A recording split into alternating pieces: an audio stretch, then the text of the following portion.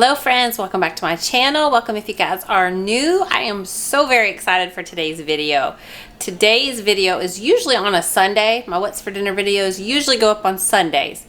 But last week it went up on Saturday and today it's going up on Saturday because, well, Sunday's Easter. So I wanted to take that day off and give you guys that day off. But it's in collaboration with one of my most favorite people here on YouTube. Been watching her for years. We have collabed once before, so I'm honored to collab with her again. Her name is Jen Chapin. If you guys have never seen her channel, check her out. She is such an inspirational woman. She is a working mama and she shares awesome content. She shares grocery hauls, she does meal prep, she shares meals.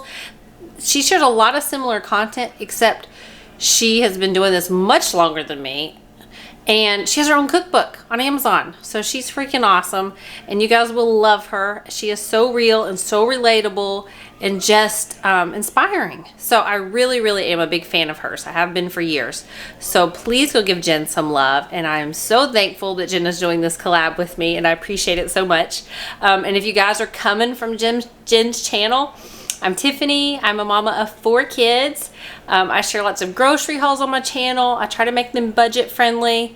And I share lots of easy dinners. Lots of what's for dinners and other food related content. And then I throw in some randomness, some random cleaning once a month or something else. And actually I'd like some input from all of you all watching.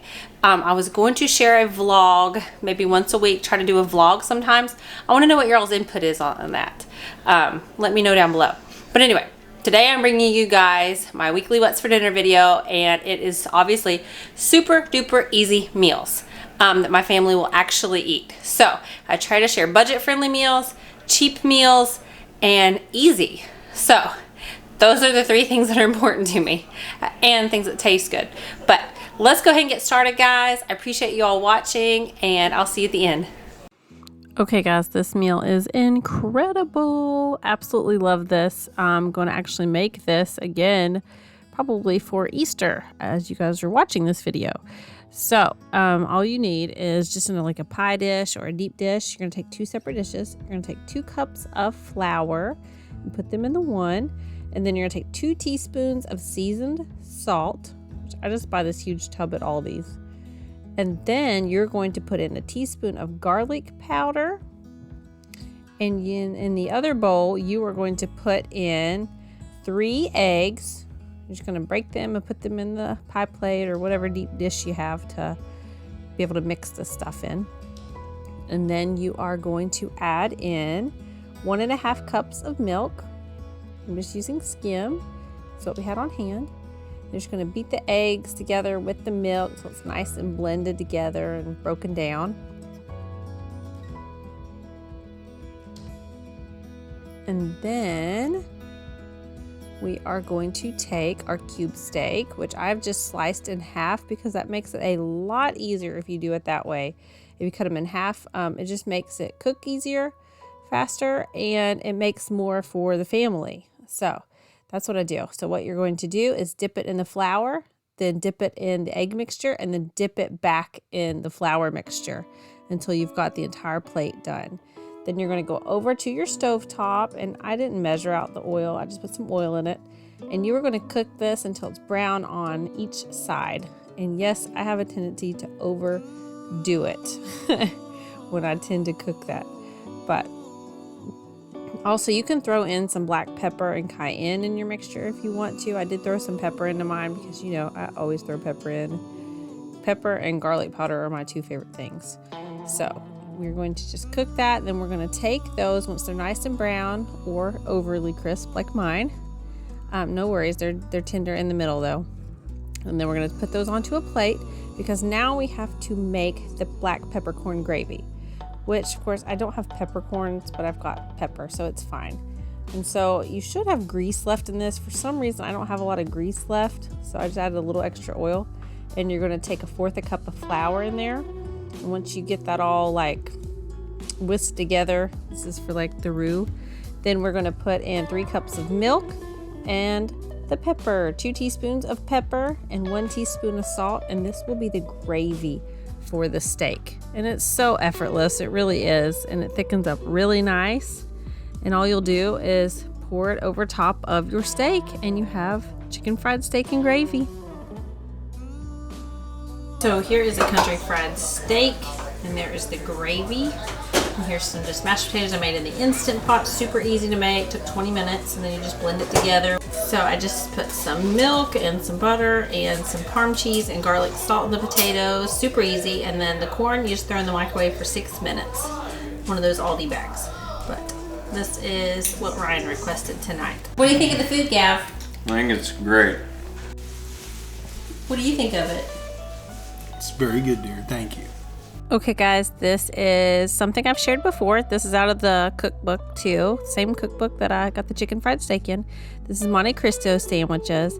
So easy, and this is a family favorite also. Both of these meals are so far. So all we're going to take is you need 16 slices of sandwich bread. You can make it white, wheat, whatever you have on hand is what I say goes.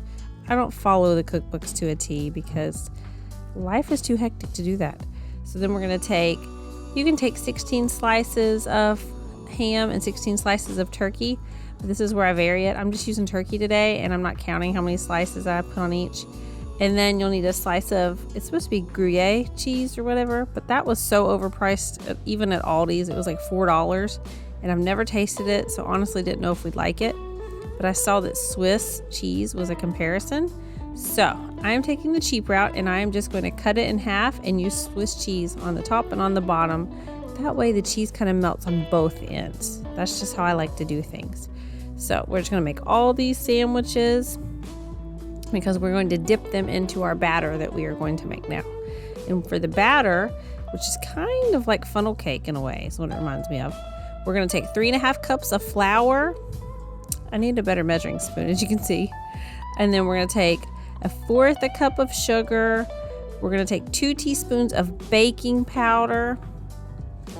And then we're going to take 1/2 teaspoon of salt. And then we need to mix in 3 cups of milk, which I'm just using what I have on hand. And then we are going to take 3 eggs and put them into this bowl. And we're just going to mix that all together. It will be a little like lumpy, I guess you could say. And what we will do with this is it's our batter. So we will actually take those sandwiches. Let me prepare you. It is super duper messy. Especially since I've got these fake nails on. It gets into your nails, but it's worth it in the end. It's so good. So you will dip those sandwiches into the batter. And then you're just going to cook it in some oil on the stove until it's nice and not overly brown, just until it's cooked. Takes about 4 minutes to cook them. So really easy dinner, guys, and you can serve it with whatever you want, but our family loves it. And then we also make the preserves, which I was super happy to say that Aldi's had the raspberry preserves this last grocery haul. Usually if they don't have them and I don't feel like going somewhere else, you can substitute that with strawberry. You can substitute with whatever kind of preserves you like, because I don't like the seeds in the raspberry. But then you just coat the top of this with, yes, that is powdered sugar. Makes it sweet. It is such a unique combination. And I've had a lot of Monte Cristos. I don't like all of the recipes that I've had, but I absolutely love this recipe. It is by far my absolute favorite. And the kids really like it. So what we're going to do is take those raspberry preserves, which ended up being the whole jar, but it's supposed to be 1 cup. So for reference, one of those little jars of the organic or whatever it is raspberry preserves they have from Simply Nature is equal to 1 cup. And then you'll mix it with 2 teaspoons of water and you just microwave it, and that is your sauce to dip it in. So here are the Monte Cristos. So easy to make. The texture is almost like a pancake or a funnel cake. And this is the raspberry preserves. You can do strawberry preserves, grape, whatever flavor that you prefer. And then you can serve it with a veggie, fries, whatever you want. I just went ahead and did this. And then the kids are going to choose what kind of side we want tonight because it's an easy dinner. But this is so good. Okay, guys. Yes, it's turkey burgers because you know me and my obsession with ground turkey. Husband is actually begging me to make some real ground beef coming up, but he is adjusted to the ground turkey. So we are just going to take a pound of ground turkey, And I'm just using what I have on hand. I'm going to make a little extra than that because there's 6 of us. And then you're going to take a packet of ranch seasoning mix. But because I'm making 2 pounds basically of this, I'm going to double that. So I'm going to use 2 packets of ranch on this. But you don't have to follow what I do. And I'm just doubling it. So then you'll need 2 teaspoons of Worcestershire sauce or whatever that stinking word is. And then you're going to take a teaspoon of garlic minced and a teaspoon of onion powder. And then we are going to take some breadcrumbs, Italian preferably, half a cup of them, and mix them in. And then you're just going to form that all together into patties, and you're going to take them over to the stove and you're going to cook them. Now feel free to add whatever extras you want. I'm just showing you a simple like ranch burger recipe because my family loves burgers and I need to make something different than the same old plain burgers all the time. So this recipe was packed full with a whole lot of flavor and everybody really, really liked it. So I do have another burger recipe the next time coming up, a very unique one if I can get my family sold on it. That will involve peanut butter, which sounds insane. But yes, I am rambling with this voiceover, but our family loves burgers, and this is just such a simple and cheap weeknight meal. And you can make it as healthy or as fattening as you possibly want. It's all on how you cook it. And so, can you see that I've charcoaled them? It looks like it's been out on a grill. But then you're just going to basically top it with whatever toppings you want. And then I am taking some sweet potato fries that I had downstairs. And I'm just going to pop those in the oven and cook them just like normal fries because I had those on hand. Also had some broccoli on hand. So my favorite thing to do with broccoli is I like to take broccoli, preferably not this frozen since it has ice on it. But I like to drizzle some olive oil on it and some garlic powder. Or you can use garlic salt. It's so good.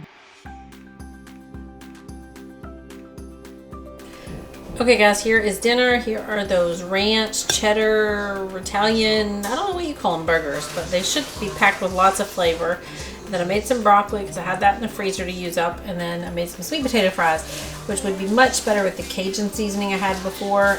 But I just had those in the freezer to use. So super easy dinner and, you know, healthy. Okay guys, this recipe was not supposed to be done in the Instant Pot, but I was short on time, so I am just creating my own creation here as we go. I had a cookbook and I did not follow it. So I'm just gonna try to walk through and tell you what I did. I'm gonna take a pound of the boneless, skinless chicken breast, or a little over that. And I like to cook mine with chicken broth, so I put about a cup or 2 cups. It really just varies on your Instant Pot. I'm going to put them in that, and then I'm going to throw some jalapenos on top. They're actually, if you were following the real recipe, it's supposed to be pickled. I'm just throwing what I have in.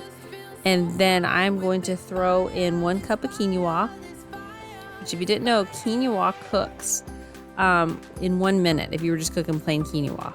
But I'm going to throw this in the Instant Pot, turn it up to about 26 minutes, so that way I know my chicken breasts get cooked through. Because I never believe the recipes when they say to cook chicken for 10 minutes. Frozen chicken, that's just insane. I cook it way past the time so I know it's done. And then we are going to scoop out the chicken and we are going to shred it until it's all nice and shredded together. And then once we do that, we're going to throw the chicken back into the Instant Pot.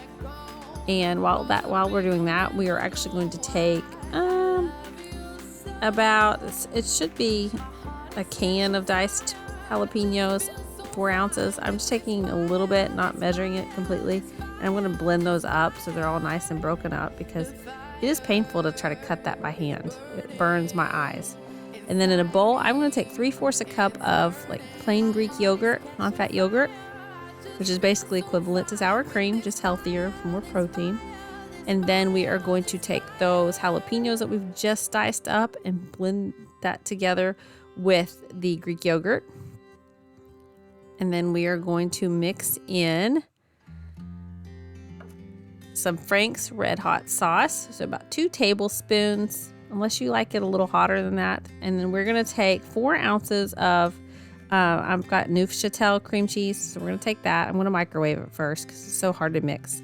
Then we're going to mix that mixture all together. And what a potent smell it is. And then we're going to take the cream cheese in there and mix it all together since it's nice and melted or softened. And then we're going to add in cheese. It should be about a cup of shredded cheese. I didn't have quite enough. And then we're going to combine that chicken and quinoa mixture back in there and mix it all together till it's all nice and blended. And at this moment, your kids will ask you what in the world you're cooking. And that was the leftover quinoa. I made a little bit too much quinoa, I think, but it's good. The kids love quinoa, so they'll eat it. And then we're going to preheat the oven to 350 degrees and also get a 13 by 9 inch baking dish out and spray it with some cooking spray. And then we're going to pour that mixture into the bottom of that and spread it out all nice and neat. And then you can take some cheese and just scatter the cheese on top of that if you want to. I'm running really, really low on cheese today. And then we are going to take about 1/4 cup of panko breadcrumbs, but I didn't measure that. So I'm going to throw as much as I want on there because I go a little excessive. I love toppings on things. I did not add cheese on the top, but you can.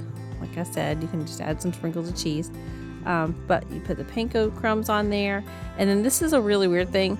We're actually going to spray the top of this casserole dish. I did find a few scraps of cheese. We're going to spray the top of the casserole dish with some cooking spray. That way it doesn't completely burn on top. And I am notorious for burning things. And then we're just going to cook that in the oven for about 20 minutes or until the cheese is nice and melted and bubbly. And that is dinner. So here is the jalapeno chicken popper casserole. So easy, and I simplified it by using the Instant Pot, and then I made some Instant Pot garlic mashed potatoes and a side of asparagus. Super easy. Okay friends, that's going to be it for today's video. I hope you guys enjoyed it. I hope it gave you some easy dinner ideas for the week. Don't forget to go give Jen Chapin some love and tell her that I sent you when you get done watching my video. And don't forget, if you haven't already, hit the subscribe button and click the notification bell so you'll know anytime I upload. And I appreciate it so much. I hope you all have an awesome day and I hope you have an awesome Easter. Love you guys. See you next time. Bye.